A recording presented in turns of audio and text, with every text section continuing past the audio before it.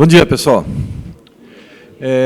Nós vamos fazer uma conversa aqui, né?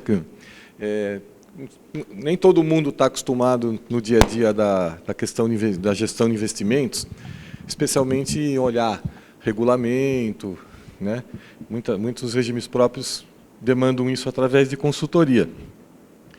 E hoje, né, nós estamos vivendo uma realidade muito interessante no Brasil, na parte da regulamentação dos fundos de investimento. A CVM, né, que quem regula isso, é uma autarquia federal que regula isso, fez uma instrução 175, e como tudo no Brasil já adiou o começo, né, dessa história, mas nós estamos entrando num modelo mundial de estruturação de fundos. Tá? Provavelmente a gente vai ter uma consolidação em vários fundos, porque a gente via assim, olha, esse fundo é espelho de tal. Vocês, quando foram vender para vocês, faziam isso, né? Olha, tem um fundo mãe, esse fundo acessa aqui, o outro fundo acessa ali, o outro fundo acessa ali, né? E a responsabilidade, só quem acredita nisso é Papai Noel e Coelho, né? Que a administradora contratava a gestora para fazer o fundo. Quer dizer, então a administradora pensou no fundo, descobriu uma gestora especializada e contratou para fazer. Isso é mentira. Tá? Só que na documentação era o que se exigia que se fizesse. Então nós voltamos para uma estruturação de fundos onde vale a realidade do mercado, é a gestora quem faz o papel principal, e agora as responsabilidades serão também estruturadas. E nós vamos verificar depois, e a gente vai ter que acostumar com o tempo isso. Corrinha, qual o problema? Eu não quero saber disso. Agora? Obrigado, Corrinha. Né? E agora a gente vai começar a acostumar que o mesmo fundo vai ter classes, né? Coisa que a gente nunca ouviu falar. Mas o que é isso? Dentro do mesmo fundo, posso ter uma classe com risco A, com risco B, eu posso puxar uma coisa. Então, nós vamos ter uma transformação no mercado de fundos de investimentos. Certo? Então, tudo que muita gente sabia, ele vai ser transformado por uma realidade nova, que é o que acontece no maior mercado de fundos no mundo, que é os Estados Unidos. Isso já existe. Tá? Não foi criação do Brasil, né? Jabuticaba, né? Não foi uma criação brasileira, e a gente vai facilitar o acesso, inclusive, do investidor estrangeiro nas estruturas de fundos aqui, que muitos não entendiam como é que podia ter fundo-mãe, né? Como é que eu faço um fundo com taxa zero? Quer dizer, como é que alguém administra cobrando zero? Impossível. Né? E depois os outros iam lá e tinham, dentro do mesmo fundo, investiu no mesmo fundo, e um cobrava 2% para varejo, 1% para um, meio para outro. Hoje isso é possível fazer, inclusive com estruturas de proteção, coisas que são inovadas. Tá? O Crema, na verdade, eu nem vou fazer a apresentação do Crema, porque o Crema é um amigo que já trabalhou dentro do regime próprio, estudou bastante, derivou, enquanto advogado, para a área da estrutura de fundos, tá? E ele é um especialista na área, e é ele que vai explicar para a gente, ensinar a gente como é que vai ficar a nossa vida daqui para frente. Então, presta bastante atenção no que ele vai falar para a gente, porque a gente está tendo a oportunidade de aprender antes de acontecer. Tá? Ao contrário de muitas coisas que a turma fala assim, olha, a partir de ontem, você já, né, o azul virou verde, o amarelo virou marrom, se vira aí, né? E agora a gente vai ter essa oportunidade de poder aprender. Tirem as dúvidas com ele. Ele é muito preparado, ele é conselheiro em fundo de investimento, trabalha na área e é uma pessoa estudiosa e, além de tudo, uma pessoa do bem. Tá? Então, sem nenhuma apresentação, toca o pau aí. Obrigado, João. Uma apresentação melhor do que essa, vindo de você ainda por cima, eu não poderia esperar. Bom dia a todos. Obrigado, João. Obrigado à APPREM. É um prazer voltar a participar aqui dos eventos da APPREM. É sempre uma honra para mim É sempre uma honra para mim compartilhar esse ambiente com vocês, compartilhar experiências, trocar conhecimentos, é sempre um orgulho enorme. Como o João falou, eu comecei no segmento de RPPS em 1999 como estagiário e desde então, direto ou indiretamente, eu trabalho na área. Então, é sempre um orgulho, sempre um prazer. E hoje a gente vem falar, como o João disse, sobre um tema extremamente inovador, um tema extremamente disruptivo. Eu não sei o quanto vocês já tiveram de contato com esse tema no dia a dia de vocês de RPPS, que eu imagino que não seja tão acessível essas informações a respeito da CVM. Né? Eu acho que há ainda uma pouca interlocução, algo que a própria BIPEM está trabalhando para equacionar, né, uma pouca interlocução entre os RPPS, o regulador dos RPPS, as associações e CVM, Banco Central, que são, em última instância, quem fiscaliza, quem controla e quem acompanha no dia a dia os investimentos que estão garantindo as obrigações que vocês têm como finalidade principal pagar, né, as aposentadorias e pensões dos segurados dos seus RPPS. Então, assim, a Resolução 175... não, sou eu que passo. Né? Tá vendo? Modernidade.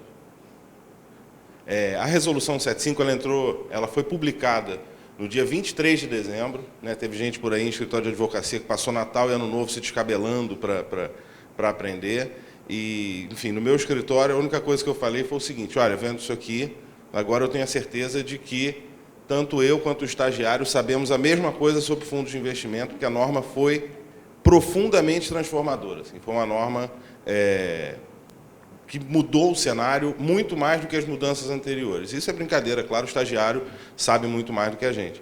Né? Mas, enfim, para a gente tratar o tema, eu montei essa agenda aqui. Primeiro a gente fala do contexto e evolução, por que essa resolução veio. O João falou que ela traz elementos do direito e do mercado de capitais estrangeiro, mas ela também incorpora inovações legislativas que foram dentro de um projeto de reforma do ambiente de negócios no Brasil. Né? Vamos falar sobre a nova estrutura dos fundos e vocês vão ver que muda muito em relação ao que vocês têm hoje e muda muito o dia a dia de vocês de análise, o dia a dia das consultorias, o dia a dia do próprio Ministério, que vai precisar se adaptar para a nova estrutura de fundos que essa norma está trazendo. Tá? Prestadores de serviço e regime de responsabilidade, esse é um tema interessante. A gente, ontem, chegando aqui, conversou com um RPPS que estava sendo chamado a fazer aportes em um fundo em liquidação e se discutia qual era a natureza desse aporte, se era um aporte para cobertura de despesas, se era um aporte para tratamento, para equacionamento de patrimônio líquido negativo. E a norma nova trata de maneira muito clara e muito mais objetiva essas situações distintas e quando que o investidor pode ou não ser chamado a aportar recursos em um fundo. Tá? Falar sobre as cotas, Assembleia Geral, eventos e liquidação, novos ativos admitidos, e a gente já adianta, uma das grandes inovações dessa norma foi trazer para o ambiente dos fundos de investimento ativos que são modernos, ativos que estão na moda, né, digamos assim, e que ainda havia uma zona cinzenta sobre a possibilidade desses ativos estarem ou não em fundos de investimento. A gente vai falar mais à frente com detalhe, mas basicamente o que ele fala? Fala de criptoativos que passam a poder estar expressamente na carteira de fundos de investimento e fala de créditos de sustentabilidade, trazendo uma série de requisitos para que esses ativos possam entrar na carteira dos fundos. Tá? Alterações e orientações, a norma já teve uma alteração, por incrível que pareça, uma norma de dezembro já teve uma alteração agora no finalzinho de março, vigência e perspectiva de ajuste para os RPPS. Então, começando aqui, qual é a origem dessa Resolução 175? Né? Em 2019 foi editada a Lei de Liberdade Econômica, que alterou o Código Civil brasileiro e disciplinou, trouxe para a sede de lei, para o Código Civil, os fundos de investimento. O que disse a Lei da Liberdade Econômica em relação aos fundos de investimento? Primeiro, são condomínios de natureza especial. Tirou os fundos de investimento de vez da disciplina dos condomínios civis, dos condomínios do Código Civil, como é o condomínio edilício, o condomínio, a propriedade em condomínio de maneira geral. Tá? Falou que esses condomínios são compostos por ativos financeiros, bens, direitos e ativos de qualquer natureza, e aí a norma vem e disciplina o que é ativo financeiro, o que é ativo financeiro por equiparação.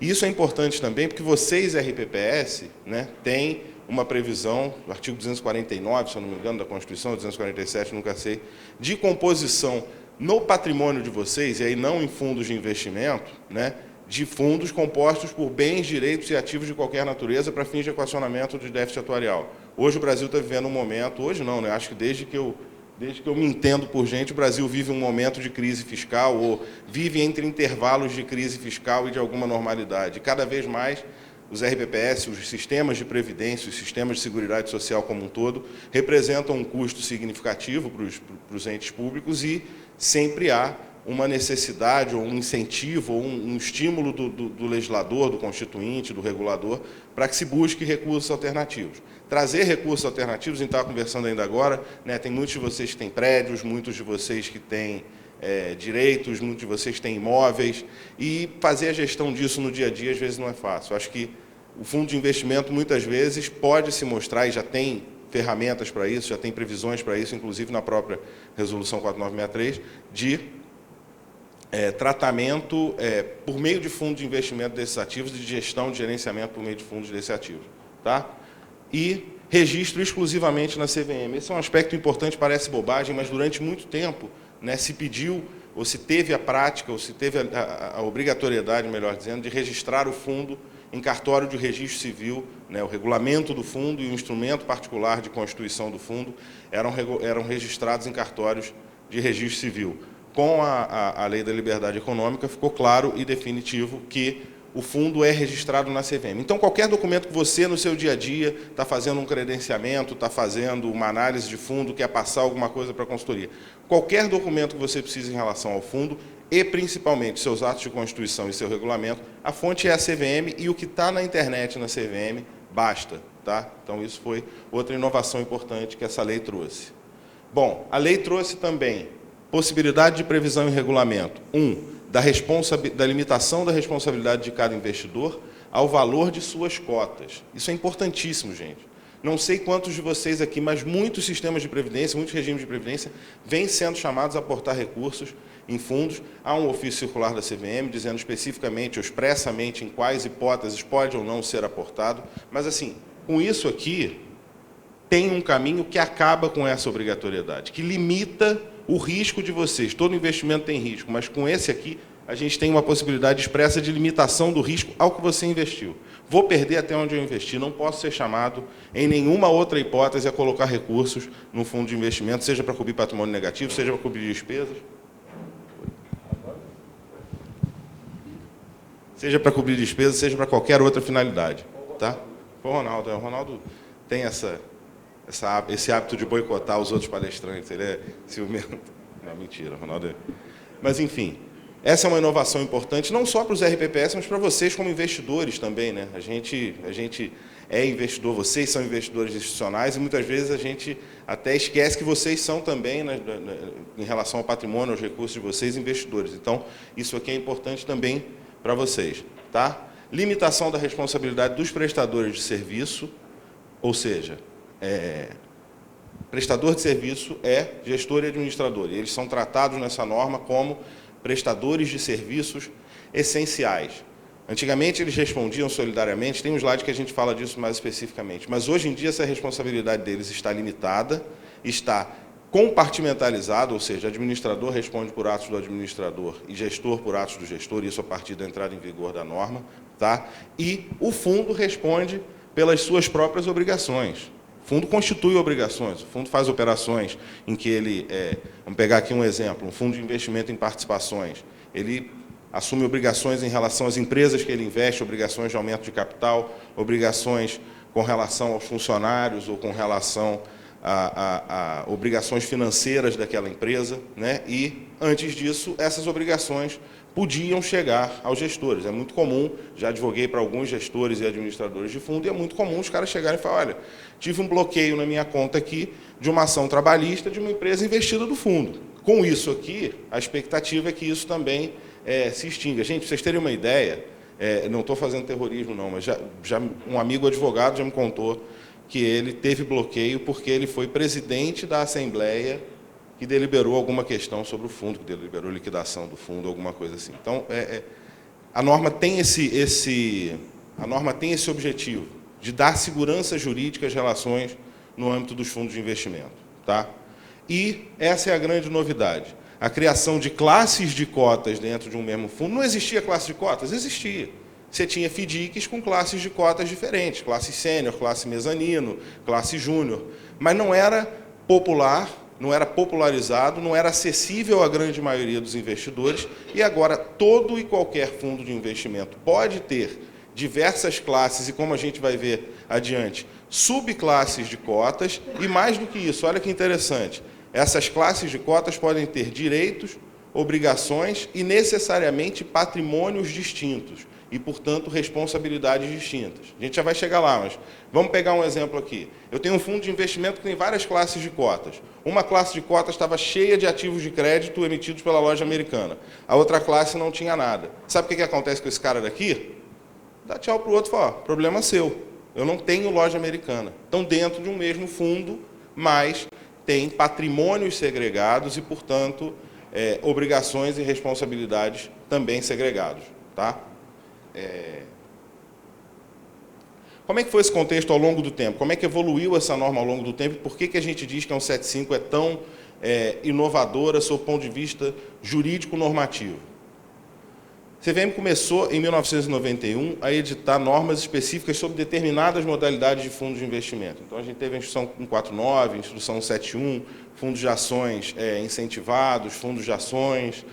Depois, mais para o final da década, ela passou a editar normas gerais para vários fundos de investimento. Então, a gente tinha a nossa já célebre Instrução 409, de 2004, que até hoje tem gente que chama fundos de Fundo 409 por causa dessa instrução, vigorou aí durante mais de 10 anos e foi um grande referencial. Depois a gente teve a 555 em 2014, que substituiu a 409 e passou a editar os fundos de investimento de maneira geral, e aí tratando dos fundos de investimento que hoje vão ser chamados de fundos de investimento financeiro, fundos de renda fixa, fundos de ações, fundos multimercado, fundos cambiais, tá? E sempre tinha normas específicas para as demais espécies. 356 tratava de FDIC, trata ainda, né? Perdão. 472 de fundo imobiliário, 578 de FIP. A 175, ela acaba com isso. Ela tem uma parte geral, que é aplicável a todos os fundos de investimento. A 555 já era aplicável a todos os fundos de investimento, acho que no artigo 1º ou 2º dela diz o seguinte, essa norma se aplica a todos os fundos de investimento, no que não contrariar a norma específica. Então, era sempre um duplo trabalho. Espera aí, aqui diz que o prazo de convocação de assembleia é 10 dias. Legal. O prazo de convocação é 15 dias. Legal. Deixa eu ver na norma de FIP se esse prazo é de 10 dias ou de 15 dias. Aí, na norma de FIP, dizia diferente. Então, você tinha que fazer sempre essa dupla checagem. Agora, não. Você tem uma parte geral que trata de todos os fundos de investimento e que traz normas gerais para todos os fundos de investimento, e anexos normativos que vão tratar de cada uma das modalidades de fundos de investimento. Então, a gente tem o anexo normativo 1, que trata dos fundos de investimento financeiro, que são os antigos ou os atuais fundos 555. O anexo 2, que trata dos FDICs. O anexo 3, que vai sair ainda, e o 4, que vai sair ainda, vão tratar das modalidades de fundo imobiliário e fundo em participações. Tá? Como é que vai ficar a estrutura dos fundos com base nisso? Você lembra que a gente falou que cada anexo normativo trata de um tipo de fundo, de uma modalidade de fundo? Então, essas modalidades são chamadas na norma de categoria. A gente vai ter categorias de fundos, então a gente vai ter FIP, vai ter fundo imobiliário, vai ter fundo financeiro, vai ter FDIC. Dentro dessas categorias a gente vai ter os fundos. Abaixo dos fundos a gente vai ter as classes, ou seja, um fundo pode ser dividido em classes, as classes em subclasses e aí sim a cota. Antigamente era daqui direto para cá, se lembra? Hoje é, né? Eu cismei que a norma já está em vigor, mas ainda não está, porque ela era para estar, mas foi adiada, como o João falou. Hoje a estrutura é essa. Já dá para ver que vocês vão precisar adaptar alguma coisa no dia a dia de vocês, não vão? Vocês antes aplicavam diretamente aqui. Hoje vocês vão aplicar aqui, direcionando para cá, ou eventualmente para cá. Minimamente, burocraticamente, em termos de informação, a estrutura das informações que vocês prestam e a estrutura dos formulários e dos documentos que vocês preenchem em relação aos recursos dos RBPS de vocês, minimamente isso vai ter que mudar. Se não mudar mais nada, pelo menos isso vai ter que mudar. Então, vocês vão ter que ter um novo DAIR, provavelmente, vocês vão ter que ter um novo DEPIN, vocês vão ter que ter um novo CADPREV. O Ronaldo, eu tenho certeza que está trabalhando lá na Mais-Valia para ter um novo sistema que reflita tudo isso, todas essas alterações. Tá? Então, assim, na largada, vocês vão ter que ter uma adaptação, pelo menos, de nomenclaturas. Tá? O que são cada um desses que a gente falou? Categoria, classificação decorrente da política de investimentos dos fundos, conforme previstos nos anexos normativos. Cada anexo normativo, uma categoria. Fundo de investimento financeiro, uma categoria. Fundo de investimento em direitos creditórios, outra categoria. Por aí vai. Fundo, comunhão de recursos, constituído sob a forma de condomínio de natureza especial, destinado à aplicação em ativos financeiros, bens e direitos, de acordo com a regra específica aplicada a cada categoria de fundo. Qual é a regra específica de cada categoria de fundo? É o anexo normativo correspondente da Resolução 75. Tá? Classe. Podem ser estabelecidas, agora começa a ficar interessante, podem ser estabelecidas no regulamento do fundo, contando com patrimônio segregado e conferem a seus titulares direitos e obrigações distintos. E subclasses, ou seja, abaixo da classe a gente ainda tem mais uma divisãozinha que é a subclasse, que se distingue exclusivamente em razão de público-alvo, prazos e taxas. O que isso quer dizer? Isso quer dizer que eu posso ter uma subclasse que seja destinada exclusivamente para investidor profissional dentro de um fundo ou dentro de uma classe que seja para investidor qualificado. Ou isso quer dizer que eu posso ter uma subclasse que tenha um prazo de carência para resgate, um prazo de conversão de cotas diferente daquela classe e diferente do fundo.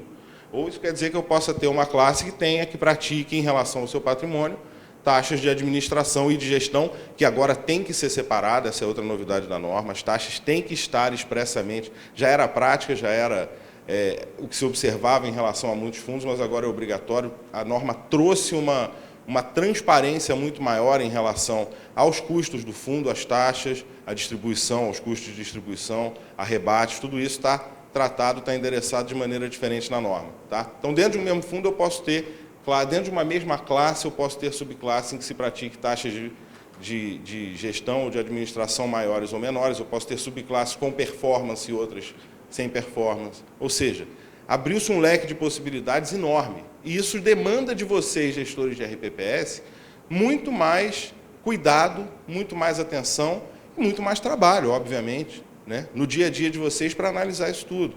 As reuniões de comitê vão ter que olhar muito mais aspectos de um fundo. Pô, estou investindo no fundo A. Pô, legal, você está investindo no fundo A. Em que classe?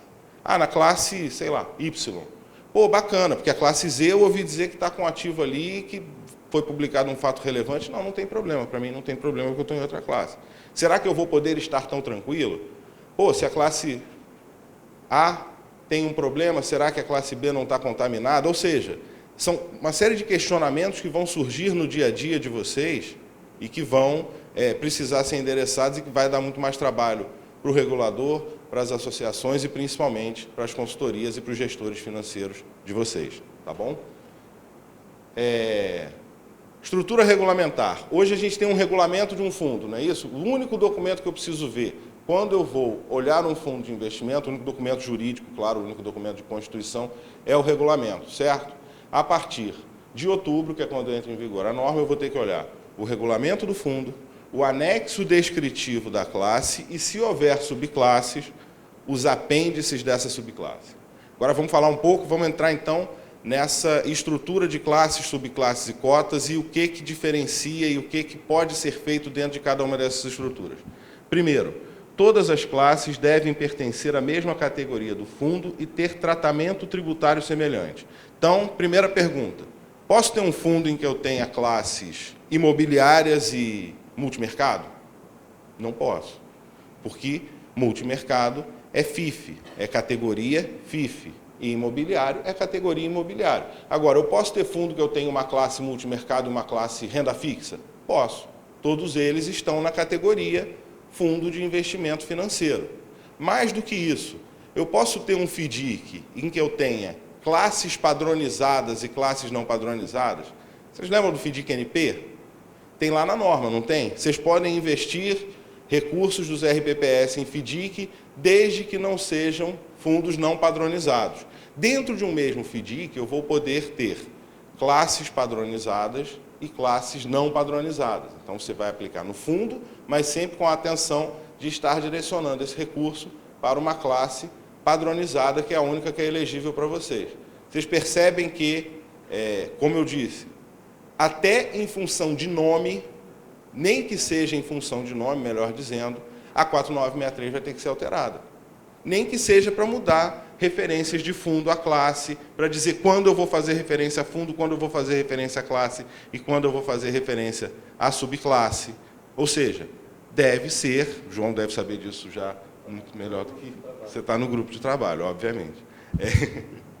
Que bom, fico mais tranquilo. Deve haver uma norma que venha alterar a 4963 para refletir essas mudanças, não só de nomenclatura, gente. Eu falo aqui, vai mudar pelo menos o nome, mas não vai. Vai abrir um leque de possibilidades enorme para vocês. E dentro dessas possibilidades, o regulador, prudencialmente, vai ter que dizer, essa aqui você vai poder experimentar, essa aqui você não vai, essa aqui você só vai se for progestão, essa aqui só vai se for nível 1, nível 2, enfim, tudo isso vai ter que ser escalonado e vai ter que ser tratado pela norma nova dos RPPS, que vai alterar, imagino, né, não vai substituir, vai alterar a 4963. Tá? Cada patrimônio segregado responde somente por obrigações referidas à respectiva classe de cotas, foi o que a gente falou. Qualquer problema que você tenha numa classe não vai afetar a classe vizinha.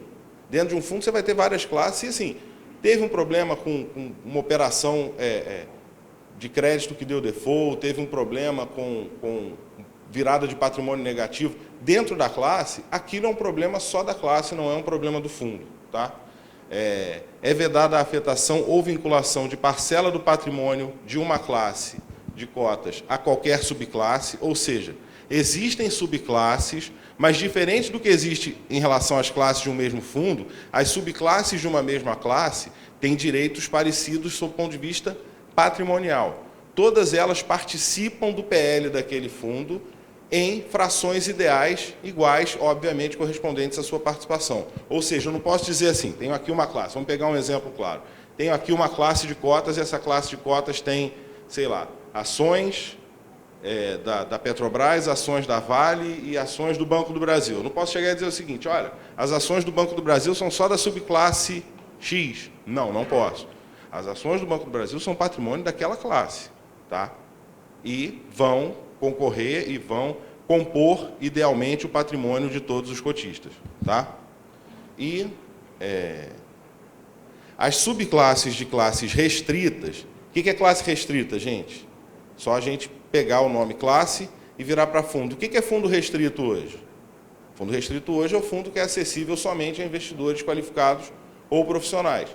Então, eu vou ter fundos com classes restritas. Eu posso ter uma classe só para qualificado ou uma classe só para profissional. Quem aqui já é investidor qualificado? Quem aqui é investidor profissional além do João? Então, vocês vão poder acessar classes, vocês que levantaram o braço todo, vocês vão poder acessar classes diferentes das classes destinadas ao público em geral. E atenção, essas classes, olha que interessante, podem ser diferenciadas no regulamento por outros direitos econômicos e direitos políticos. Ou seja, o que é um direito político num fundo de investimento? É o direito de voto, não é isso? É o direito de participar da Assembleia e disciplinar os rumos do fundo, né, naquela Assembleia, tomar as decisões relevantes e estratégicas para o funcionamento do fundo. O que pode acontecer? Pode ser que eu esteja numa classe que não me dê direito a voto, ou que me dê direito a voto restrito a determinadas matérias. Posso votar para trocar o gestor, por exemplo? Não, não pode. Essa matéria, sua subclasse, está vedada. Tá? Essa matéria é só das demais subclasses. Caso o fundo conte com diferentes classes de cotas, cada classe deve possuir denominação própria acrescida de referência à sua categoria. Ou seja, cada classe tem um nome. Você vai ter o fundo Master Investimento. Aí você vai ter embaixo Master Investimento Multimercado, Master Investimento Renda Fixa IMAB, Master, isso tudo são as classes. O nome que a gente hoje tem do fundo, o que vocês veem hoje em dia no fundo de investimento que vocês aplicam, vocês vão ter que olhar em relação à classe também. Mais do que isso, cada classe vai ter que ter um CNPJ próprio. Você vai ter um CNPJ mãe do fundo e vai ter CNPJs para cada classe. Ou seja, subclasse não tem CNPJ. Tá? A subclasse vai ter um código gerado pela própria CVM que vai identificar aquela subclasse, mas ela não tem CNPJ. Agora, Fundo e classes têm CNPJs distintos. O fundo é constituído por ato conjunto, passa a ser constituído por ato conjunto dos prestadores de serviços essenciais. Isso é um ponto que o João colocou mais cedo. Hoje em dia, o fundo é constituído unilateralmente pelo administrador, a quem cabe contratar seus prestadores de serviço. A gente sabe que na prática não é assim. Não vai chegar o Melon e falar assim, pô, acho que eu vou fazer um fundo aqui, estou vendo uma estratégia de comprar moeda nos próximos 5 anos, vou constituir o fundo. Quem que é o gestor aqui do nosso cadastro que é bom para ele? Não é assim que funciona. O gestor procura um administrador, quando não é dentro do mesmo grupo, obviamente, o gestor procura um administrador e fala, olha, eu quero constituir esse fundo aqui, você leva esse fundo, você administra esse fundo para mim? Hoje não. Quer dizer, a partir de outubro, perdão, a partir de outubro não. A partir de outubro, os dois constituem o fundo juntos e os dois poderão contratar prestadores de serviços para esses fundos. Antigamente, o administrador centralizava tudo, contratava todo mundo.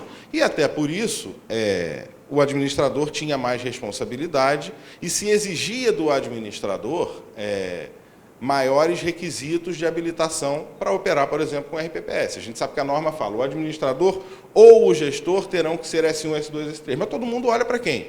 Para ver se é S1, S2 ou S3. Olha para o administrador. Será que a partir desse momento em que o gestor vai ter mais protagonismo, uma das mudanças que a norma vai ter que fazer não vai ser criar novas regras, criar novos requisitos de habilitação também para os gestores? Não sei, estou colocando aqui um questionamento. Tá? Até porque a gente ainda não tem uma consulta pública, uma minuta ou nada circulando, mas é uma das questões que precisam ser, ao menos, refletidas. Tá? O fundo e cada classe de cotas deve obter registro na CVM, a gente falou, inclusive CNPJ. O PL mínimo deve ser observado por classe. Se lembra daquela história do PL mínimo que está lá na instrução, que tem que ter, durante 90 dias, R$1 milhão de patrimônio líquido mínimo? Agora, em relação à classe. Ou seja, você não precisa extinguir o fundo se não chegar nos 90 dias ao patrimônio de R$1 milhão. Sei que isso não é uma coisa do dia a dia de vocês, até porque vocês já entram em fundos constituídos e com patrimônios muito superiores a esse, até em função dos limites de diversificação que vocês têm, mas é um ponto interessante também. Se não chegar a R$1 milhão em 90 dias, ele vai ser incorporado, ele pode ser incorporado por outra classe ou liquidado. Tá? No momento do registro, devem ser identificados os prestadores de serviços contratados por cada prestador de serviço essencial em nome do fundo, informando resumidamente os serviços que serão prestados e as classes de cotas que serão servidas. Então, no momento da largada do fundo, já tem que estar todo mundo identificado e dito, olha, o administrador contratou o custodiante tal, o gestor contratou o consultor de crédito tal, e por aí vai. Tá? E o fundo e suas classes devem ter escrituração contábil próprias, com contas e demonstrações contábeis segregadas entre si. Sabe a Assembleia Geral Ordinária de um fundo, que é aquela que é feita para aprovar as demonstrações financeiras do fundo? Essa época do ano vocês devem estar recebendo uma atrás da outra, né? Porque encerra exercício em março e aí começa, quer dizer, encerra exercício em dezembro, apura em março e começa a convocar agora, ou convoca agora para aprovação. Agora vai ser em relação a cada classe. Cada classe de cotas vai ter demonstrações financeiras, demonstrações contábeis próprias, e essas demonstrações terão que ser aprovadas em assembleia da própria classe. Ou seja, você vai ter assembleias do fundo e vai ter assembleias da classe. O que for comum ao fundo é tratado na assembleia do fundo. O que for específico da classe é tratado na assembleia da classe. Só participa quem é cotista daquela classe específica. Tá? Ou seja, no mínimo, gera uma necessidade de 2 assembleias por ano, porque você vai ter que votar na assembleia ordinária da classe e depois de consolidar todas as classes, você vai ter a assembleia ordinária para analisar as demonstrações financeiras do fundo. Então, no mínimo, você vai ter uma assembleia a mais. Tá? Bom, como é que ficou a estrutura? Qual é a tipologia dos fundos e divididos em categorias e anexos normativos? Categoria FIF, Fundo de Investimento Financeiro. Tem lá fundos de renda fixa, fundos de ações, fundos cambiais, multimercado, fundo de investimento em infraestrutura e fundo de garantia de locação. Essa é uma novidade. Tá? FDIC, você vai ter classes padronizadas e classes não padronizadas. Um está no anexo normativo 1, o outro está no anexo normativo 2. Em relação a FII e FIP, que são os outros dois ativos, as outras duas categorias de fundo em que vocês podem investir, ainda não tem um anexo normativo e ainda não há indicação se haverão novas ramificações. O que acontece? Qualquer órgão da União ou entidade da União, para editar uma norma, né, tem que fazer uma consulta pública até em função da antiga LIC, né, da Lei de Introdução às Normas do Direito Brasileiro. Você tem que fazer um estudo de impacto dessa regulação e tem que submeter essa norma à audiência pública.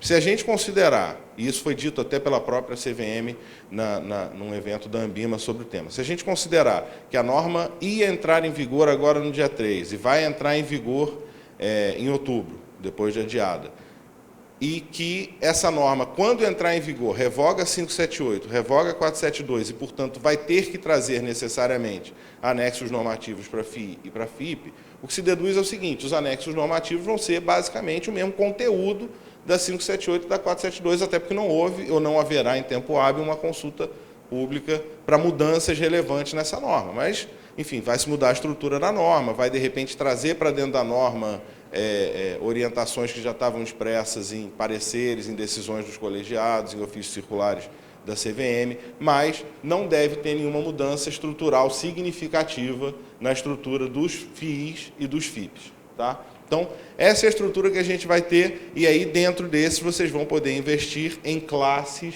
de cada uma dessas tipologias aqui, de cada um desses tipos aqui. Tá? Bom, a gente já falou disso aqui, vou passar para não ficar cansativo, mas o que é interessante? A contratação dos prestadores de serviço, que antes era só do administrador, pode ser do administrador ou do gestor. E nesse quadrinho aqui está quem pode ser contratado pelo administrador e quem pode ser contratado pelo gestor. Tá? Então, o rating vai ser o gestor que contrata nos fundos de crédito, a consultoria de investimento vai ser o gestor que contrata nos fundos de crédito, enfim, auditoria, tá? Uma série de... O slide vai ficar disponível, acho que é mais fácil do que eu ficar lendo cada um deles aqui para vocês. Limitação de responsabilidade. Esse é um ponto importante. Tá? Eu vou até pedir licença para ler o artigo 81. Os prestadores de serviços essenciais... Quem é prestador de serviço essencial, gente? Administrador e gestor. Tá? São só esses que são prestadores de serviços essenciais. E demais prestadores de serviço do fundo respondem perante a CVM nas suas respectivas esferas de atuação por seus próprios atos e omissões contrários à lei, ao regulamento do fundo ou à regulamentação vigente, sem prejuízo do exercício de dever de fiscalizar, nas hipóteses expressamente previstas nesta resolução, bem como nas eventualmente previstas no regulamento. O que é esse dever de fiscalizar e o que é essa responsabilidade no limite de suas atuações? Antigamente, na 555, a responsabilidade era necessariamente solidária. O gestor e o administrador respondiam solidariamente pelos prejuízos ou pelos atos com dolo ou culpa praticados em desfavor do fundo, em desfavor dos seus cotistas. Agora não, cada um na sua respectiva esfera de atuação. Ou seja, o gestor responde em relação a decisões como escolha de ativos para comprar a carteira, gerenciamento da liquidez desses ativos, e o administrador responde em relação à contratação de outros prestadores de serviço, ao processamento da carteira do fundo, atividades típicas do administrador. Foi o que se falou mais cedo. A responsabilidade do gestor aumenta e, portanto, a necessidade de se diligenciar em cima desse gestor por parte de vocês, RPPS, também aumenta. Tá? Dever de fiscalizar incidente apenas sobre atividades não reguladas. Como é que é hoje? Como é que é na 555? E que vai ser revogado? O administrador tinha diretamente e expressamente o dever de fiscalizar as atividades de todos os outros prestadores de serviço. Então, ele fiscalizava o gestor, ele fiscalizava, respondia por qualquer ato do gestor, do custodiante, do auditor. Hoje, não. Ele só responde pelos dele ou, acho que está no próximo slide, não está. Ele só responde pelos atos dele ou pelos atos daquelas instituições que não são reguladas pela CVM. Ou seja, o auditor é regulado pela CVM? Então o administrador não tem que fiscalizar. O gestor é fiscalizado pela CVM? Então o administrador não tem que fiscalizar. Consultor imobiliário num FII é fiscalizado pela CVM? Não, não é. Então, sobre esse cara, o administrador tem que exercer uma fiscalização. Tá bom? Bom, sobre cotas.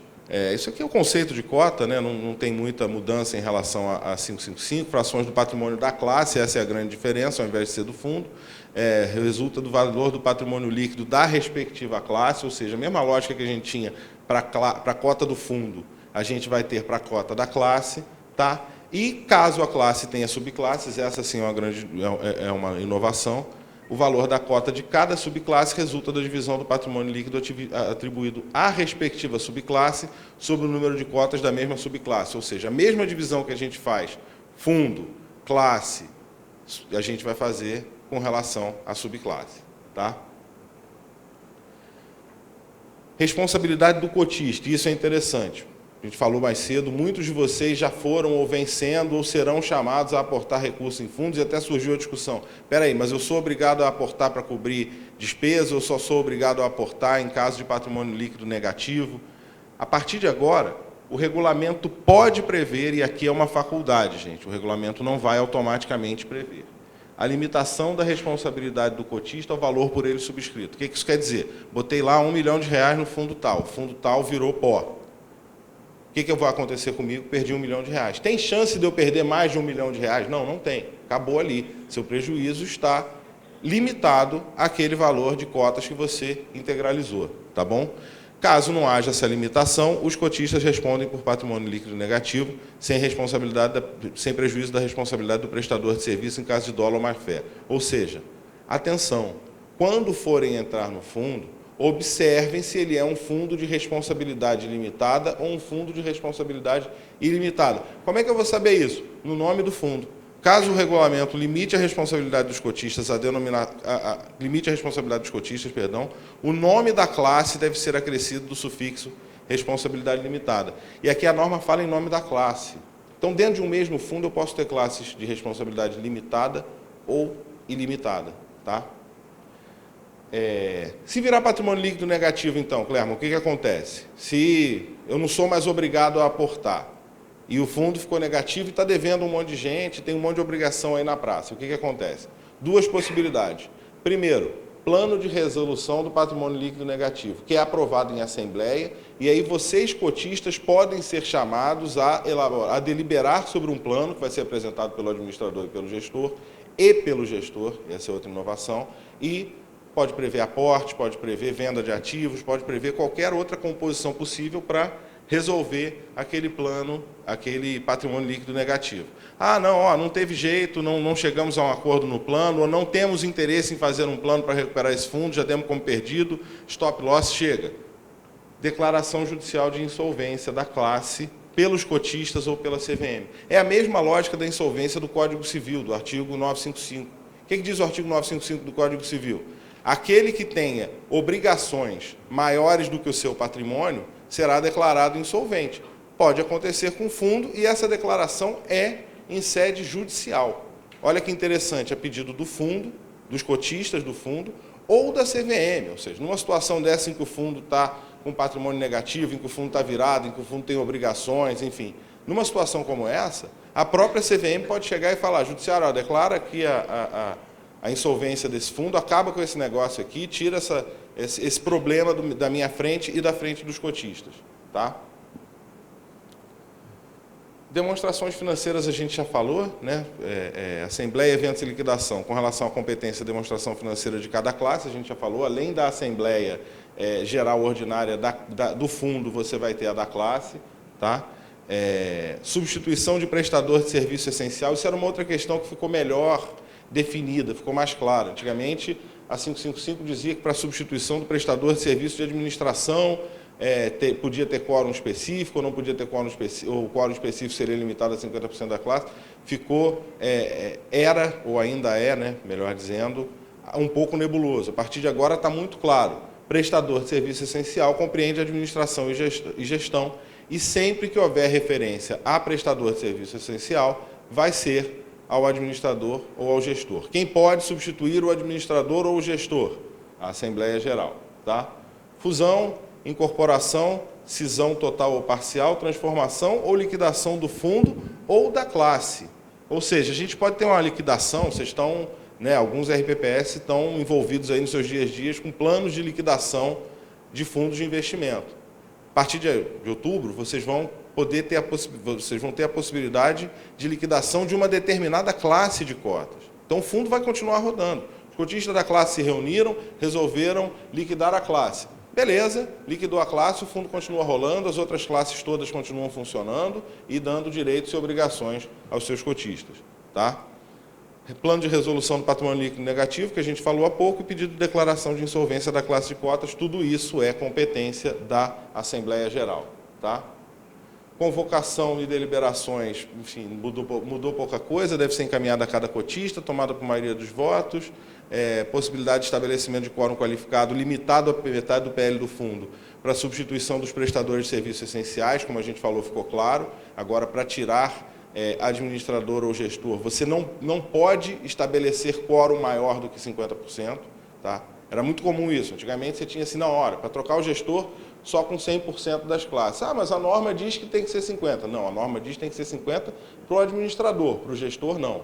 Com isso, vocês ficam mais empoderados em relação à gestão do fundo. Eu posso, a qualquer momento, com 50% das classes, das cotas da determinada classe, tirar o administrador e o gestor. E aqui tem outro detalhe.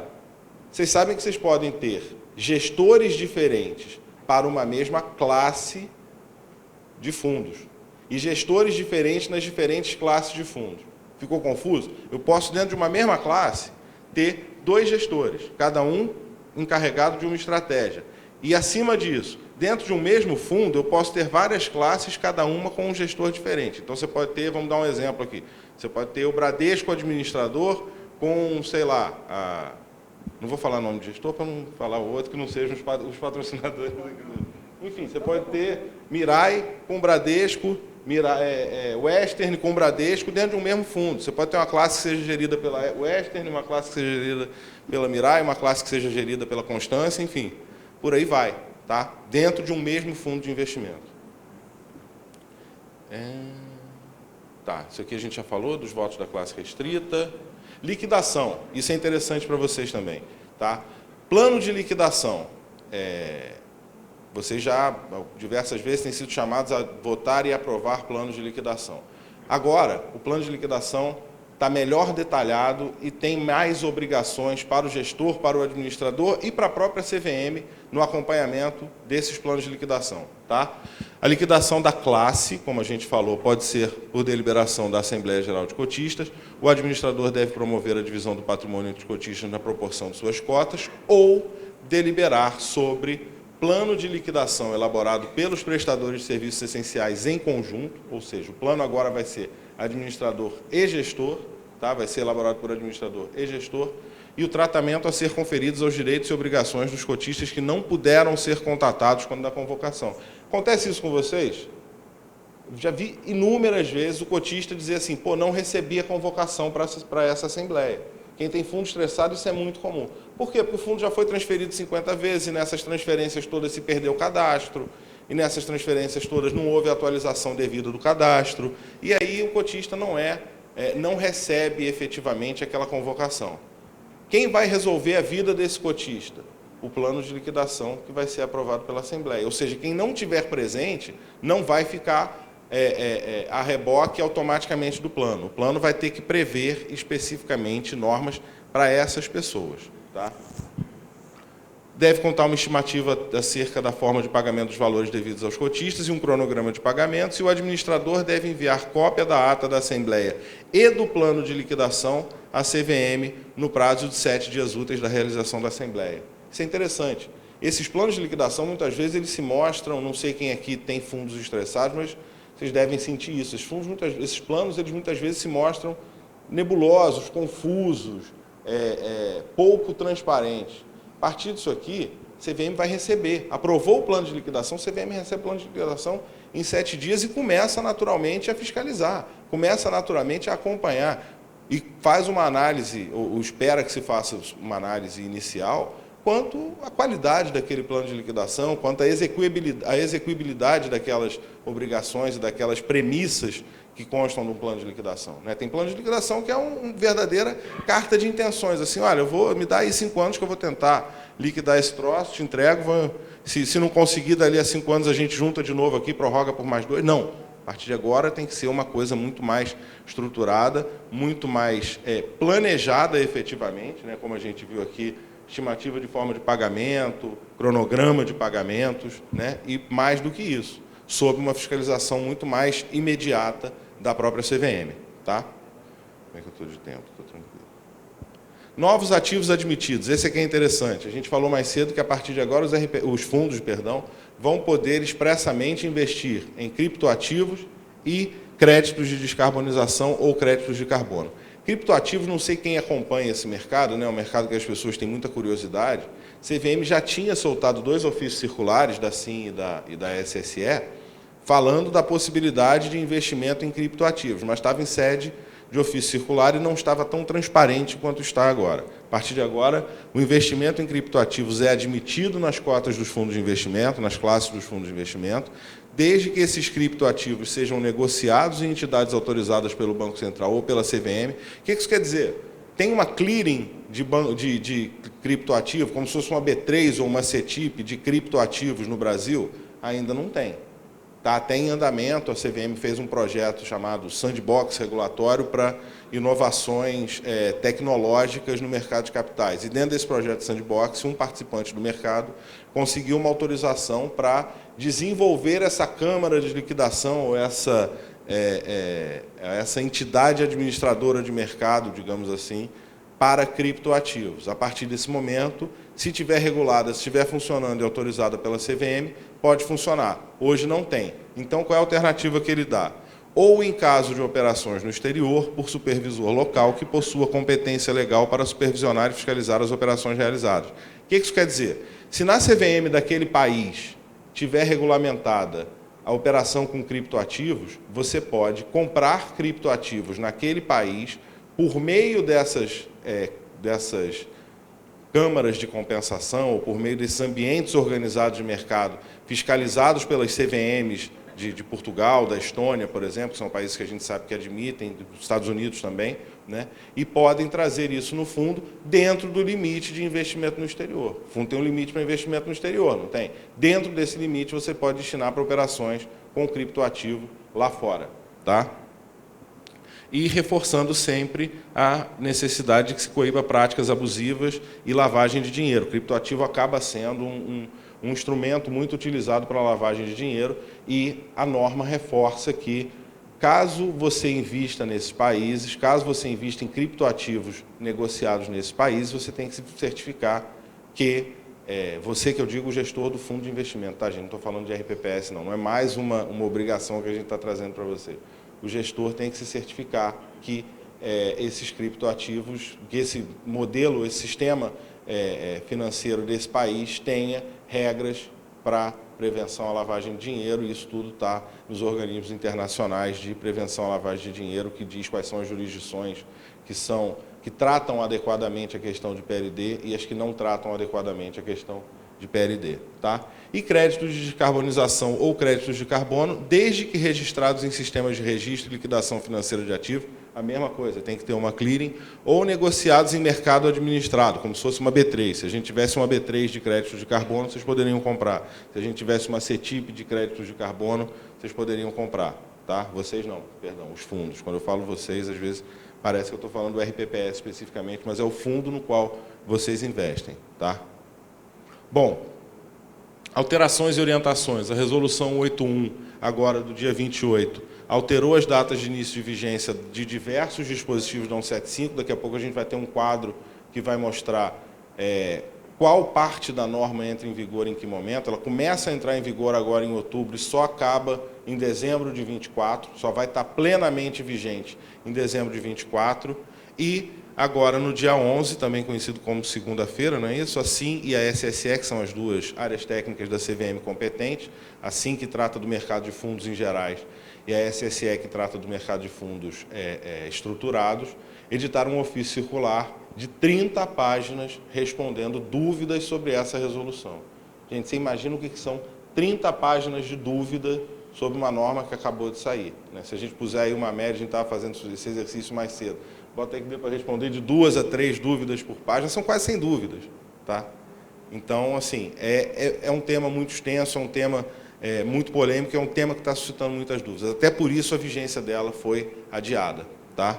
E lá dentro desse ofício, tem tratamento de temas como cronograma de entrada em vigor, classe, subclasse, cálculo de patrimônio, remuneração, adequação dos fundos por ato unilateral ou por assembleia. Esse tema é interessantíssimo.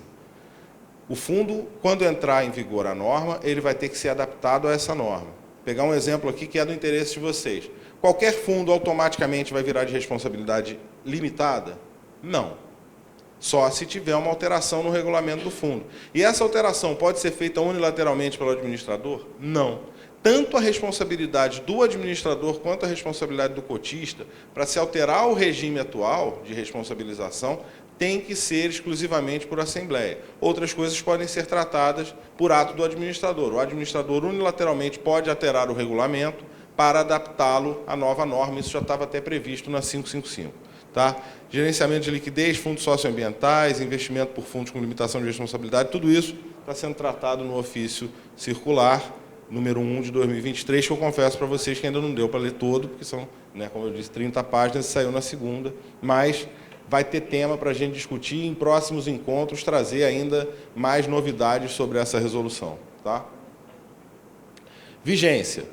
Eu botei 2 colunas aí, para vocês verem como é que era o cronograma original de vigência e como é que ficou depois da alteração da resolução 181. Então, no dia 3/4 era para entrar em vigor a norma, prorrogou para o dia 2/10. No dia 1º/10 de 2023, era para ser necessário o estabelecimento de taxa máxima de distribuição, passou para abril de 2024. Ficou inalterada a prazo de 1º de abril de 2024 a possibilidade dos fundos possuírem diferentes classes e subclasses de cotas. Isso é importante. A partir de quando os fundos poderão ter essa estrutura que a gente falou com classes e subclasses distintas? Somente a partir de abril de 2024. Dá tempo do mercado assimilar essa estrutura, dá tempo do mercado amadurecer essa estrutura e, a partir daí, propor soluções ou propor alternativas de investimento a partir dessa estrutura. Tá? Adaptação dos regulamentos de FDIC que estejam em funcionamento na data de entrada em vigor da norma. Era 31/12 de 23 e passou para 1º/4 de 2024. Tá? Então, até 1º/4 de 2024, todos os FDICs que já estavam em funcionamento terão que ser adaptados. Ou seja, vocês vão ter aí um período de 1 ano de convocações de assembleia para fazer essas alterações, muito provavelmente. Para os outros fundos todos, o prazo era 31/12 de 2024 e ficou inalterado. Tá? Então, até 31/12 de 2024, tudo isso que a gente falou aqui e muito mais que está na norma que a gente não teve oportunidade de tratar aqui, não teve tempo de tratar aqui, tá? Vai estar plenamente em vigor. Ou seja, até o final do ano que vem, vocês têm que estar plenamente adaptados a essa nova realidade. Tá bom? E aqui a gente tem um slide com perspectivas de ajuste para os RPPS, que eu gostaria de deixar esse slide para a gente discutir e passar rapidamente por cada um dessas ideias aqui. Tá bom? Bom, agradeço a todos aí pela atenção e fico à disposição para qualquer dúvida. O pessoal do operacional pediu que as perguntas fossem feitas pelo microfone, porque está sendo gravado e vai para o YouTube. Tá? João, você quer falar sobre alguma dessas? Usada para você. É nova, pode pegar. Usada. Obrigado. Agora é chamada oral. Vocês perceberam a profundidade das mudanças e o quanto nós vamos sofrer para adequar, né? Então, primeiro, a certificação vai mudar. Já que tem norma nova, certificação nova. Então, quem está estudando, acelera. É óbvio, gente. Quando você tem uma mudança de legislação, automaticamente você vai ter que a certificação tem que ser adaptada, né? Então, estou falando para vocês, porque no dia a dia muita gente está pensando em certificar, muita gente já se certificou, mas daqui a pouco vai ter uma orientação da estrutura de certificação. Por exemplo, nós da BIPEM começamos a certificar ontem, né? Ontem foram feitas as primeiras provas, né? Nós vamos ter que mudar o programa. Certo? Então, olha que grande incentivo para certificar logo, né? Tá? Assim, toda vez que vocês lembrarem da palestra, assim, deixa eu correr para certificar, que agora é a hora. Para dar uma notícia para vocês. Tem um grupo foi formado no CONAPREV, para um grupo de trabalho para adequar a 4963 à nova instrução CVM 175. Tem dois estados, 2 municípios e a ABPEM ficou com as 2 vagas de associação, né? Então, estou indo eu e o Daniel, da PEPREM. O Daniel já participou do grupo que criou as estruturas para a 4963. Tá? Então, a gente ficou... Nós fizemos 4 reuniões de 2 dias, cada reunião, ficamos 4 meses, né, nessa discussão para sair a 4963. Então, para manter pelo menos a mesma ideia em relação às associações, nós estamos indo com as mesmas pessoas para fazer essa discussão. Esse grupo começa e ele tem ainda um rescaldo do grupo anterior, que era a colocação para os regimes próprios de uma autorização de fundo exclusivo, que não passou. Segundo o pessoal do Ministério, na época, lá, todo poderoso, porque eles não tiveram tempo de estudar. A questão de aumentar o investimento no exterior, de 10 para 20, e a questão da gente poder investir em multimercado estruturado, que é onde você tem as melhores oportunidades de ganho. Então, essas 3 discussões ficaram para ser retomadas, e provavelmente serão retomadas por esse grupo, e depois esse grupo vai mexer no crédito consignado. Tá? Então, vem novidade por aí, também na questão do consignado, para simplificar a estrutura do consignado, porque está mais fácil montar um banco do que fazer crédito consignado para servidor, né? Essa é uma realidade que a gente tem que estar se adequando.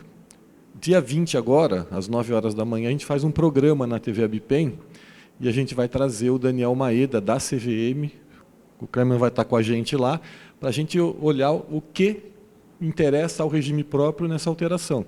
Especialmente a gente que tem essas estruturas de alteração de classe, como é que a gente tem que estar preparado, né? E a gente tem que começar a pensar um pouquinho fora da caixinha de hoje, como é que a gente vai selecionar. Tá? Classes diferentes, estruturas diferentes, responsabilidades diferentes, tamanhos diferentes. Tá? Como é que um gestor que tem capital de R$500 mil vai me garantir no caso de fraude? Ou qual é o limite que eu vou dar para cada tamanho? Se eu errar nisso, artigo 8º B da Lei 9787, eu vou pagar do bolso. Tá? Responsabilidade nossa hoje está prevista de forma legal. Se houver desídia, se a gente cometeu o erro, e não saber é o maior erro que a gente pode ter, a gente tem responsabilidade. Conselhos, comitê de investimento, consultorias, se o prefeito assinar alguma coisa, vai também. Né? Então, a gente tem essa estrutura. Então, muito cuidado para quem está participando na estrutura do seu regime próprio, quem tem que fiscalizar, os conselhos, quem tem que autorizar, o comitê, quem está dentro da estrutura da unidade de gestão, tá? Que não conhecer não é desculpa. Certo? Não conhecer não é desculpa. E a gente tem que ter esse cuidado, porque cada vez mais a gente está tomando para nós as responsabilidades de gerir, mas elas vêm com obrigações. Tá? Não é só, nossa, agora eu posso definir. Legal. Só que você responde pelo que você define. Tá? Então, quanto mais a gente estiver se qualificando, menos a gente depende do externo. Né? Quanto mais eu souber, menos eu terceirizo o meu poder e minha necessidade de informação. Esse é o caminho final dos regimes próprios que estão avançando para ser igual aos fundos de pensão na questão da governança. Você vai usar as estruturas externas para qualificar mais a sua decisão, para melhorar a sua decisão, mas não para fazer a sua decisão. Então, muito cuidado com o que vai acontecer daqui para frente, na questão de classe, subclasse, limitado, ilimitado. Não dá para chegar e falar assim, olha, gente, eu estava fulano de tal, lá no interior do Acre, decidiu que vai entrar num fundo, eu acho que é uma boa. Né? Então, nós vamos ter que fazer, nós das associações, e vocês por conta própria, um intensivão para a gente, quando chegar em outubro, esse controle sobre essa nova modalidade de investimento seja o nosso dia a dia, tá na mão, né? Perguntou, falou, opa, só que eu já sei. Então, a gente ganhou um tempo para poder fazer, certo? Mas a gente já tem uma agenda. Tá? E a hora que mudar, não dá para dizer que não deu tempo. Tá? Então, é um grande desafio. A parte de investimentos, ela está cada vez mais sofisticada e ela traz cada vez mais responsabilidade. Então, é um grande desafio de atualização. Tá? A gente saiu daquela... Todo mundo pegava, no fundo, pelo menos o que a gente via no dia a dia era, pega lá o regulamento, dá uma olhadinha nos 4 primeiros artigos, vai na política de investimento e vai nos últimos, lá parecia que era tudo igual, até porque era um copia e cola, né? Até os erros dentro do meu administrador eram iguais. Pô, o cara nem arrumou, porque era um copia e cola, mudava a política de investimento, era tudo.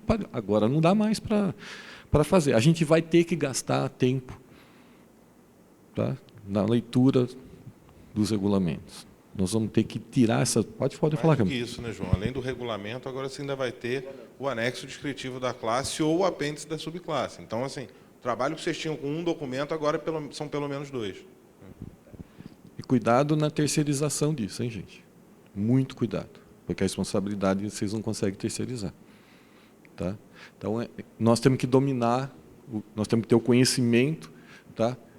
E nós temos que ter no terceirizado o apoio. É nessa grande discussão que a gente está entrando agora. Então, nós vamos estar fazendo agora o programa no dia 20, tá?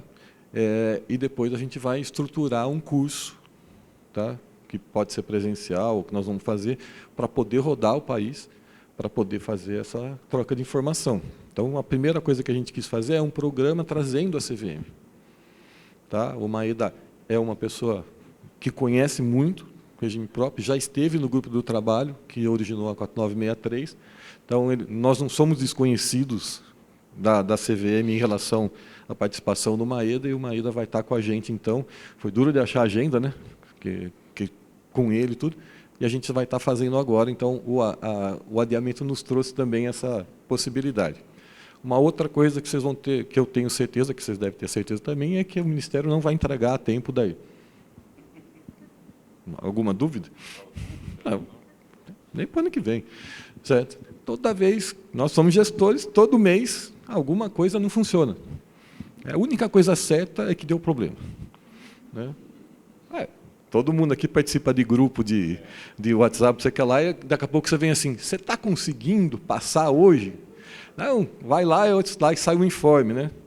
Estamos com um problema, quebrou a privada lá do não sei o que lá, e os técnicos. Gente, é um fato corriqueiro para a gente do regime próprio que as coisas não funcionem. Tá? E que se adie tudo. Tá? Aí todo mundo está acostumado a adiar, a primeira coisa que você faz é assim, por que eu vou fazer? Você que vai adiar? Né? Então, vamos contar que dê certo, vai? Então, vamos nos preparar com antecedência. Então, nós vamos ter essa estrutura de discussão do grupo de trabalho da 4963, que já está montado, tá? Que vai começar a ter essa discussão. Eu acho que a gente precisa fazer uma discussão nossa para que as demandas dos regimes próprios, que elas virão através da ABPEM, porque é a única que tem lugar na cadeira do grupo de trabalho, saia de vocês. Certo? Nós temos que ter esse feedback, sair de volta da discussão, porque senão parece que o mundo está bom, né? Daqui a pouco a gente fala assim, mas vocês não olharam isso? Assim, não, você não me falou. Certo? Não dá para adivinhar o problema de cada um, mas nós precisamos ter esse retorno. Então, manda para a BIPEM, manda para a PEPREM, o Daniel vai estar junto lá, qualquer coisa que vocês entendam que é importante para a gente poder tratar. Tá? Depois não dá mais tempo, ninguém muda portaria depois que sai, e resolução, então, pior ainda, que a resolução não depende do grupo do trabalho, porque ele vai para o Ministério da Fazenda, entra na estrutura do Conselho Monetário Nacional, e a gente não tem nenhum controle sobre isso, gente. O que sai de lá, a gente só sabe depois que publica. Tá? até para sair a 4963, nós demos uma volta no Ministério, marcamos uma reunião na Secretaria do Tesouro Nacional, que nós fomos descobrir que estava na 4ª turma que estava estudando a mesma coisa e não tinham tomado decisão nenhuma. Então, a gente não é relevante do ponto de vista de interesse para a mudança. A gente tem que forçar a porta, o tempo inteiro forçando a porta. Então, a gente precisa que vocês participem dessa discussão. Tá? Então, vamos ler a 175, vamos ver o programa, já tem uma palestra do clima já no evento da BIPEM de Florianópolis, que já está no site da BIPEM, para vocês também pegarem lá e ver as dúvidas que tiveram lá. Mas é um momento muito importante que a gente precisa mudar o rumo das nossas estruturas e repensar, certo? Como é que nós vamos fazer a seleção, como é que nós vamos fazer o tamanho de cada alocação. No meu município, a gente tem volume por gestor. Oi, Renan. Vai sair? Vai no banheiro? Ah, tá. Boa viagem.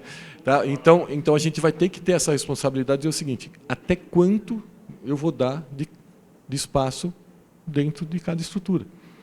Tá? Vai ficar muito pior fazer uma política de investimento, gente.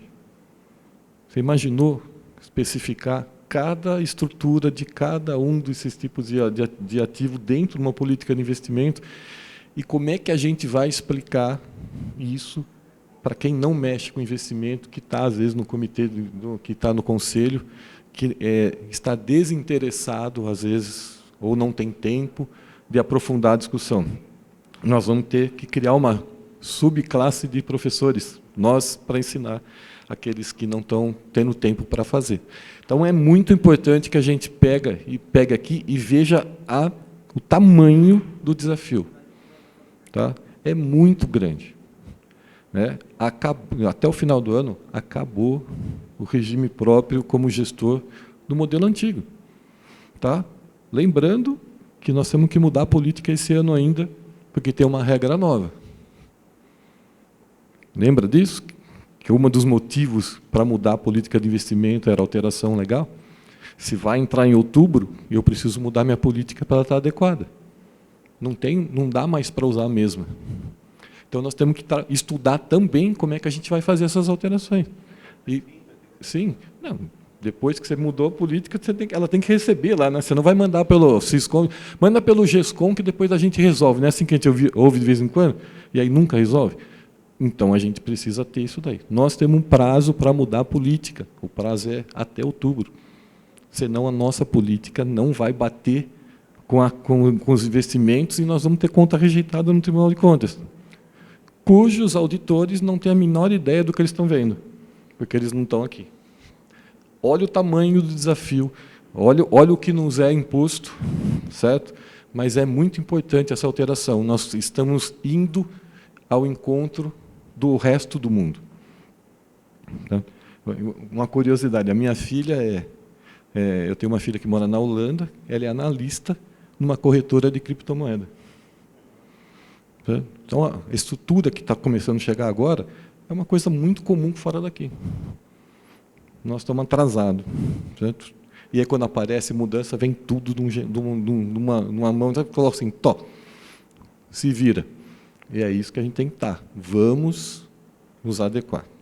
Tá? Só para compartilhar as preocupações aí com vocês e verifiquem com a gente o quanto a gente precisa fazer de evento, de palestra, de reunião, para a gente poder sair com as coisas prontas antes que a gente seja atropelado pelos prazos que foram colocados. Porque eu tenho certeza absoluta, e eu faço parte desse grupo, certo? Que se não muda a data, eu não ia conseguir fazer a minha política de investimento adaptada. Porque se para ter 30 páginas de dúvida, você imagina quantas mais virão. Né?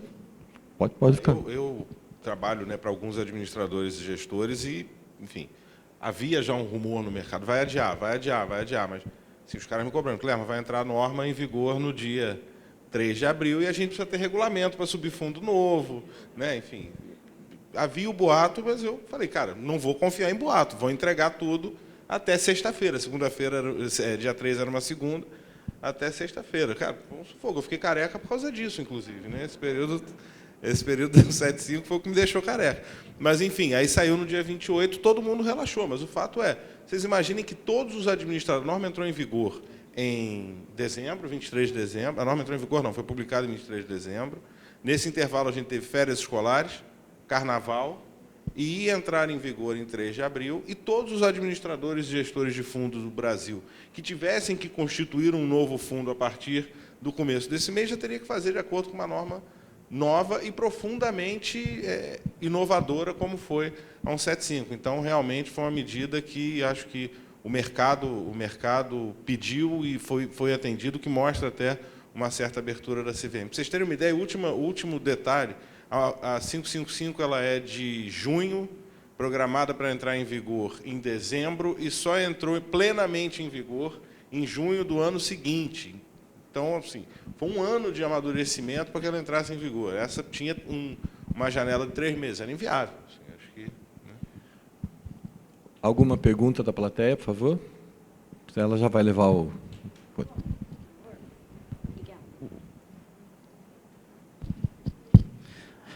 Meu nome é Eliezer, sou do RPPS de Barueri. Essa nova estruturação ela vai impactar somente nos fundos estruturados, como os FDICs, os artigo 10, ou os fundos que a gente usa aí, majoritariamente IMA, B5, DKA, também vão ser impactados com essa nova estruturação. E você comentou que agora o gestor de investimentos, né, pensando num fundo de crédito privado, principalmente, é o gestor de investimentos que vai escolher a empresa de rating que vai avaliar os ativos que ele vai colocar na cesta, né? Causa-me uma sensação ali de conflito de interesse, assim como ocorre no caso das debêntures, né? Que o cara que emite a dívida que escolhe o agente fiduciário. Isso também não causa uma sensação de conflito? Obrigado. Bom, primeiro, em relação à aplicabilidade dessa estrutura, né? Primeiro ponto. Todos os fundos poderão ser constituídos com diferentes classes e subclasses. Isso quer dizer que todo fundo necessariamente vai ter classes ou subclasses? Não. A norma, inclusive, diz o seguinte, quando a 175 entrar em vigor, todos os fundos vão ser considerados como fundos de classe única. E, se você quiser, a partir daí você vai criar novas classes. Agora, respondendo objetivamente a sua pergunta, qualquer fundo de investimento que você invista, ações, IMAB, CDI, fundo DI, o que for, pode ter essa estrutura com fundo, necessariamente fundo classe. Necessariamente você vai ter as duas coisas e, portanto, o regulamento e o anexo descritivo da classe. E ele pode criar outras classes e, dentro dessas classes todas, subclasses. Isso para todos os fundos. Com relação à contratação do rating, eu entendo a tua preocupação em relação ao conflito, e a norma tratou de conflito numa série de coisas, principalmente em relação a crédito. Por exemplo, ela tem um anexo específico sobre FDIC, que eu acho que em algum momento a gente pode discutir, acho que vale em algum momento a gente fazer uma nova discussão sobre a 175 nesse foro, ou na BIPEM, onde quer que seja, com ênfase em produtos, né? Porque a gente falou até agora, tanto em Florianópolis quanto aqui, de estrutura, mas ela vai abrir possibilidades diferentes em relação a produtos para vocês, e é importante que vocês tenham também esse acesso. Mas, enfim, nos FDICs, ela vedou, por exemplo, que o gestor e o custodiante fossem do mesmo grupo econômico. Por quê? Porque quem faz a verificação do lastro que é comprado pelo gestor é o custodiante. Então, você tem, né, um cuidando do outro. Eu me fiscalizando, o meu grupo fiscalizando a mim mesmo. Então, você perde esse conceito de Chinese Wall, esse conceito de fiscalização de um sobre o outro. Em relação à agência de rating, o administrador já contratava e o regulamento pode estabelecer critérios para essa contratação. Acho que isso é mais um ponto que vocês vão ter que dar atenção. Espera aí, ele vai poder contratar qualquer um? Vai ter que ser um Big Four? Vai ter que ser... entendeu? Vai ter que ser uma das agências de rating internacionais? Big Three. Vai ter que ser uma das agências internacionais ou serve qualquer uma? Entendeu? Então, assim, tanto para auditor quanto para agência de classificação de risco. Então, assim, acho que ainda tem aperfeiçoamentos a serem feitos, acho que ainda tem ajustes a serem feitos, mas, de maneira geral, o foco dessas contratações, não especificamente da agência de rating, mas o foco dessas possibilidades de contratação pelo gestor foi na minha visão, dar a responsabilidade a quem ela é de fato. Entendeu? Parar de concentrar coisas no administrador para dar a cada um o que é seu. O gestor tem um papel de protagonismo. No modelo de fundo de investimento brasileiro, o gestor tem um papel de protagonista, e ele era quase que um... Cara, eu sou advogado, trabalhei com RPPS a minha vida inteira, né? Não sabe disso. Cara, a gente entrava com ação contra fundo de investimento, contra gestor e administrador de fundo de investimento, né? Naquela época da crise lá dos fundos de crédito. Eu não queria nem saber se o administrador tinha feito alguma coisa ou não tinha feito. A responsabilidade solidária eu jogava no administrador. Por quê? O que o João falou. O gestor tinha um capital social de R$10 mil, cara. O cara, sei lá, uma sala no Itaim, ou um conjunto de sala na Paulista, ou no Leblon. Cara, é aquilo, meia dúzia de computador. Entendeu? Então, assim, por isso que eu disse. Também as diligências em relação ao gestor vão ter que ser mais robustas, como são hoje, em relação ao administrador, e tenho certeza que isso já está sendo tratado aí no âmbito desse grupo de trabalho.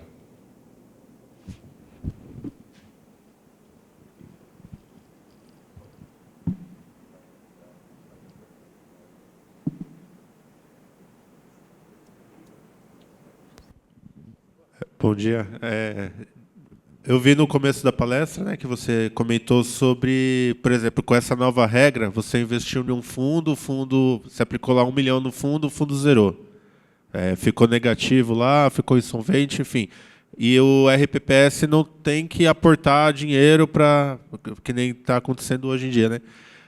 No nosso caso, a gente tem um fundo desses, que a gente aportou lá 1 milhão, o fundo, aconteceu diversas coisas lá com ele, né? Está até sendo investigado, e eles querem que a gente aporte um recurso. Eu sei que talvez não seja pertinente a nova regra, né? Porque está falando da nova, mas nesse caso aí, o que acontece se a gente não aportar esse recurso? Porque o fundo está perdido. A gente vai aportar e é dinheiro jogado fora, né? Pode falar o nome do fundo? É o Conquest, no caso. Cara, o Conquest tem duas questões diferentes. Você tem duas possibilidades. Primeiro, deixa eu responder a tua pergunta primeira. Assim, isso não é automático. Né? Para que o fundo seja de responsabilidade limitada, você tem que fazer uma assembleia, o fundo que já existe, seja de responsabilidade limitada, você tem que fazer uma assembleia e aprovar essa alteração no regulamento e no nome do fundo, que, como a gente falou, tem que ter, no final das contas, responsabilidade limitada. No final da denominação, escrito responsabilidade limitada, como é com uma empresa hoje. Uma empresa limitada tem que ter empresa ABC limitada, né? Então, assim, isso tem que ser deliberado em assembleia. E mesmo que se delibere em assembleia, vale dali para frente, óbvio, não vai, né, retroagir essa limitação de responsabilidade. Falando especificamente de aporte de recursos, chamamento de aporte de recursos para a RPPS. Você tem duas possibilidades distintas. A primeira delas é patrimônio líquido negativo. O que significa patrimônio líquido negativo? O fundo tem um patrimônio, esse patrimônio zerou e as obrigações superam esse fundo, esse patrimônio. Nesse caso, a norma diz que você é obrigado a aportar. E no caso do Conquest, que você falou especificamente, você tem uma situação de patrimônio líquido negativo. Em que sentido? Ele assumiu uma obrigação perante terceiros, uma obrigação... O Conquest é um fundo de participações que investe era um fundo de participações que investia em companhias fechadas. Nesse caso, ele assumiu uma obrigação perante terceiro de subscrever ações daquela companhia e não cumpriu. A companhia, o boletim de subscrição de ações de uma companhia é um título executivo, a companhia executou, ganhou, ele tem que pagar aquela diferença. O patrimônio líquido dele virou. Essa é uma situação. A outra situação é aporte para cobrir despesas do fundo. Tá? Tem sido também, está rolando toda hora. Olha, tem R$10 mil de taxa atrasada, paga aqui para a gente continuar rodando. Não, cara, para você pagar para continuar rodando, eu não posso. Por quê? Porque tem um ofício circular conjunto da SIM CVM com a S-Prev, não se lembra se é o 4 ou o 1, que proíbe expressamente qualquer novo aporte. Aí você não está equacionando um patrimônio líquido negativo, você está fazendo um novo aporte, seja a que título for. Emissão de novas cotas, cobertura de despesas, proibido. Então, isso está vedado. Você, RPPS, não pode fazer. Qual é a solução que o gestor e o administrador vai dar? Não sei. Já fui demandado por alguns gestores e administradores para propor essa solução. Né? Exatamente. Vai acionar você na justiça, RPPS? Vai lá, cara. Tenta a sorte, desculpa. Mas, né? Mas, assim, não dá, cara. Não dá. Vocês não podem, por vedação expressa. Se for um aporte, repito, para cobrir despesas e pagamentos atrasados do fundo. Tá?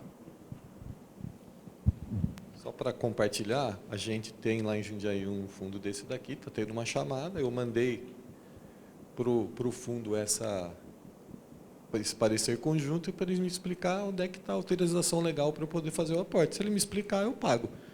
Se ele não explicar, ele vai na justiça. E aí, daqui uns 20 anos, a gente resolve, né? Não é assim que funciona no Brasil.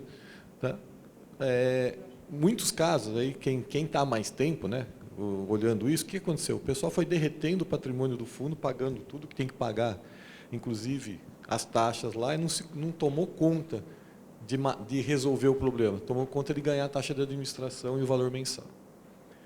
Em muitos casos, e aí infelizmente faz parte dessa estrutura, a malversação do recurso pelos gestores de regime próprio, o pessoal fez uma campanha lá para trocar o gestor e eles ficavam virando a carteira de título. Em vez de devolver o dinheiro para o regime próprio, eles ficavam virando a carteira de título e ganhando dinheiro na corretagem.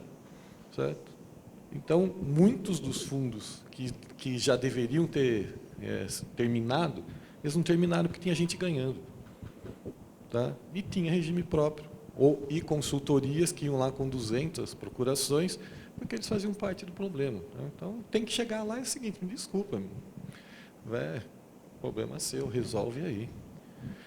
E a gente, não, infelizmente, a gente chegou a ter mais de 100 fundos estressados, tá? Cujo montante envolvido era 10 bilhões de reais. Tá? E a gente só não tem mais hoje porque a gente conseguiu mudar a estrutura e colocar o S1, S2, S3, e a partir daí, como quem está nessa lista tem obrigação fiduciária, aí o cara não vai pôr, porque senão ele tem que pagar. E aí por isso que tem essa vantagem. E na discussão da 4963, a primeira coisa que a gente propôs nós vamos manter a garantia da fiduciária do administrador e gestor antes da gente votar para abrir os fundos. Eu quero saber o seguinte, e eu estou falando para você porque fui eu que propus, eu quero inverter a pauta. Nós vamos continuar com a garantia? Vamos, então vamos tudo para 555.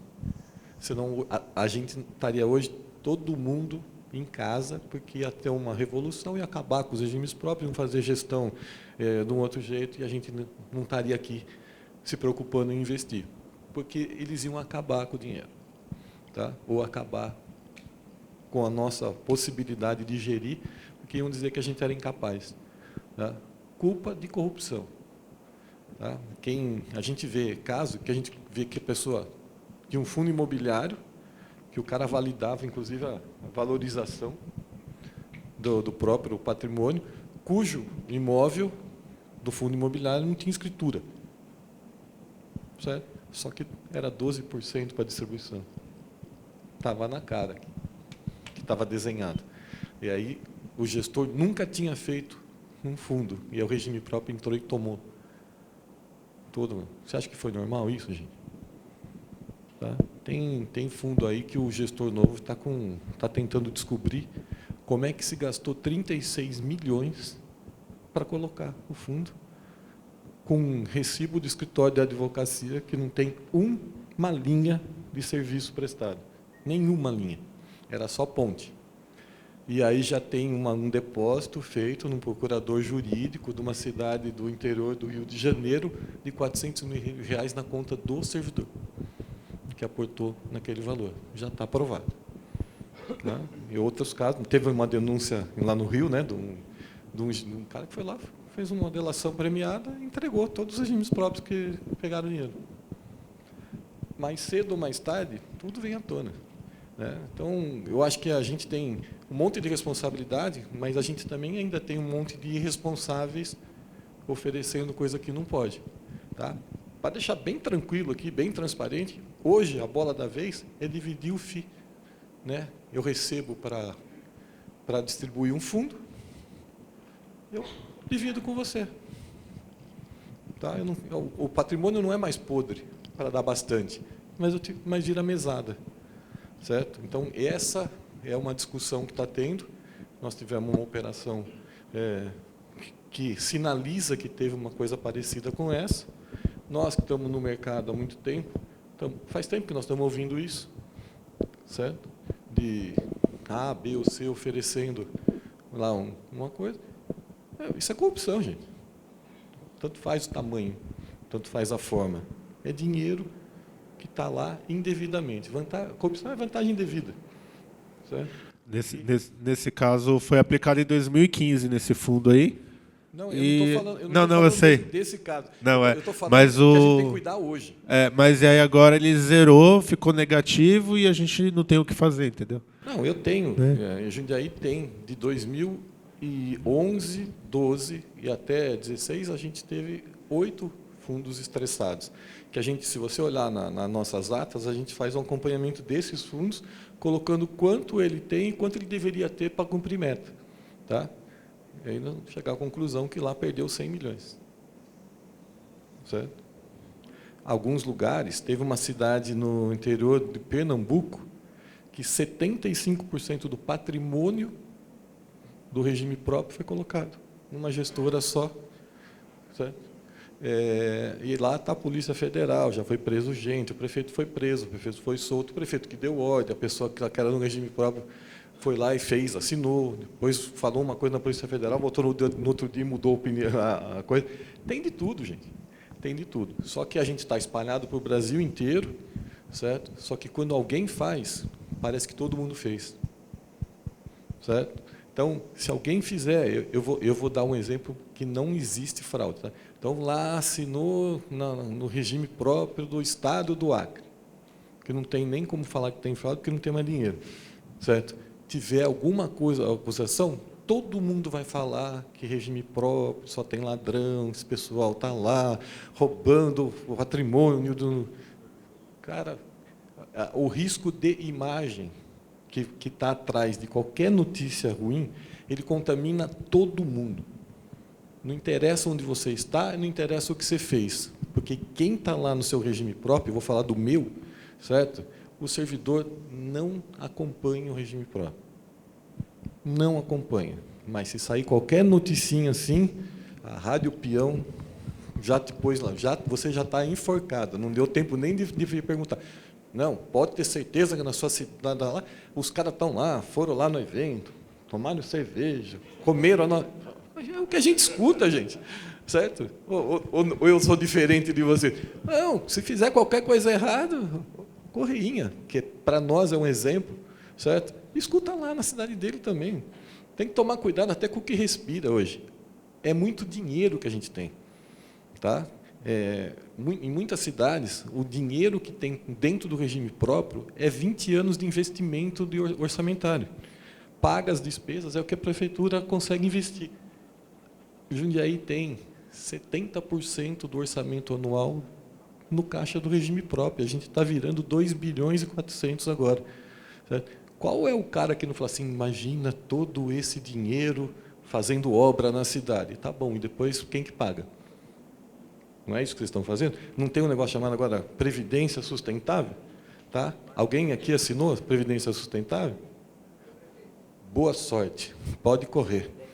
Porque vão tomar o seu dinheiro e vão aparecer depois como prestador de serviço lá no fundo. Tá? Não esqueça que você está protegida pelo artigo 8º. Você não assinou. Vamos lá. A Bipem já soltou uma nota de tudo que está correndo de risco. Tá? A minha sugestão é, pega o contrato assinado, manda para o Tribunal de Contas. Tira o seu da frente. Noticio... Não, pega a lista que saiu na CNN, fala assim, noticio que o meu município fez isso daqui e eu não participei. Pronto. Deixa verificar. Porque como é que você vai fazer investimento local quando você pega a 4963 e diz como é que você tem que escolher o gestor, o administrador, o objeto? Gente, a gente brinca que vai acontecer o seguinte, vamos fazer uma ponte e a segunda obra é passar um rio por baixo. Porque o que interessa é gastar. Né? Desenvolvimento local. Quem que elege isso? Qual que é o seu desenvolvimento local? Você acha que alguma obra vai dar retorno para nós? Só vai tomar dinheiro, gente. Então, fecha a porta, não dá espaço, porque essa aqui é a 4ª vez que eles estão tentando fazer isso. Antes era com fundo imobiliário, vou pegar todos os seus imóveis, vou fazer um mundo imobiliário. Quem é que vai comprar a cota desse fundo, gente? Ninguém. Ninguém vai comprar a cota do fundo imobiliário que está só para nós, certo? E você vai pôr dinheiro lá dentro ainda para pagar a taxa de administração, né? Alguma pergunta a mais? Porque ela já vai me cobrar que acabou o horário. Podemos encerrar? Então, cobrem das associações que nós vamos fazer mais e mais programas para a gente poder compartilhar isso aqui. Obrigado ao CRIME e obrigado a vocês. Obrigado, gente.